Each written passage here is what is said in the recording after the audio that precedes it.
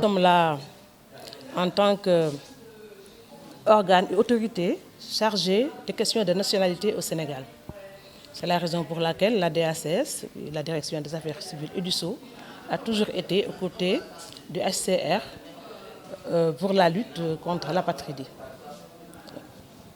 Maintenant, pour ce qui concerne la campagne organisée par le HCR, peut-être que c'est Madame la chef de bureau qui sera plus à même de répondre. Mais en tout cas, nous participerons à toutes les activités auxquelles nous sommes conviés. C'est un devoir et aussi un plaisir de le faire. Surtout que ça permettra de faire connaître à l'ensemble des Sénégalais et aussi de nos voisins, des pays membres de la CEDEAO, de faire connaître les activités qui ont été menées jusqu'ici pour lutter contre l'apatridie et aussi quels sont aujourd'hui, à quel niveau les engagements pris par le Sénégal et par ces pays ont été respectés, les engagements qui ont été pris lors du haut segment de l'apatridie qui s'est tenu à Genève en 2019 ont été respectés. Le Sénégal, la campagne, je pense, a été lancée en 2014. En 2013, date à laquelle le Code de la nationalité sénégalaise a été réformé pour permettre à la femme sénégalaise de donner la nationalité sénégalaise à son enfant. Avant cela, le Sénégal avait ratifié les conventions de 1954 et de 1961 relatives à la lutte contre l'apatridie. Voilà. Je le disais aussi tout à l'heure, l'État du Sénégal a très tôt pris en charge le problème d'état civil.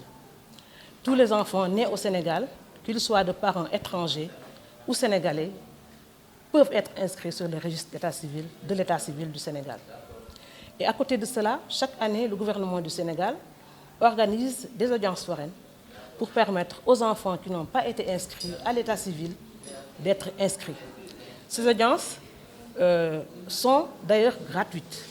L'État du Sénégal a pris un décret en 2017 pour prendre en charge tous les frais liés à ces audiences foraines. Tout ceci pour permettre à l'ensemble des enfants d'avoir un acte de naissance qui les fait donc exister.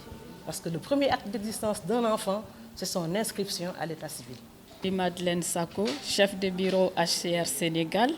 Et je suis là en qualité de représentante de Madame Monique Ekoko, qui est la représentante du bureau Multi-Country Office. Et donc, la caravane lancée ce matin a été initiée il y a déjà 6 ans. Depuis 6 années, le HCR, aux côtés des gouvernements, donne un cachet particulier à la réponse pour l'apatridie. Nous savons tous que l'apatridie, c'est une situation très très délicate pour les personnes qui y vivent. Et en plus de cela, nous savons aussi que le HCR a pour mandat non seulement la protection des réfugiés, mais aussi des personnes apatrides. Ces groupes relèvent aussi de notre compétence. Donc nous appuyons les États partout où nous sommes, où nous travaillons.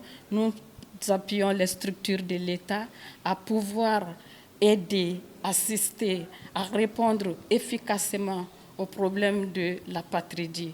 Comme l'a dit Madame la directrice tout à l'heure, nous savons qu'un enfant qui naît, qui n'a pas de documents, c'est un enfant qui, à la longue, est perdu.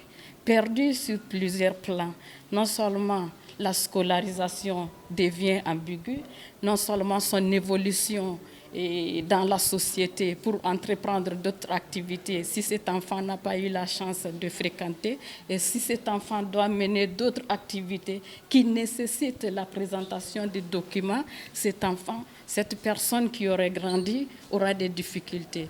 Donc nous sommes là pour appuyer et vraiment renforcer aussi la capacité par rapport à la réponse pour l'apatridie. Ces renforcements de capacités, nous les faisons aussi avec des formations. Donc depuis 2014 jusqu'à ce jour 2020, nous continuons chaque année à programmer des formations, renforcer les capacités non seulement de la partie gouvernementale, mais aussi des personnes qui travaillent avec nous pour que toutes les consciences soient réveillées pour pouvoir combattre l'apatridie. formation.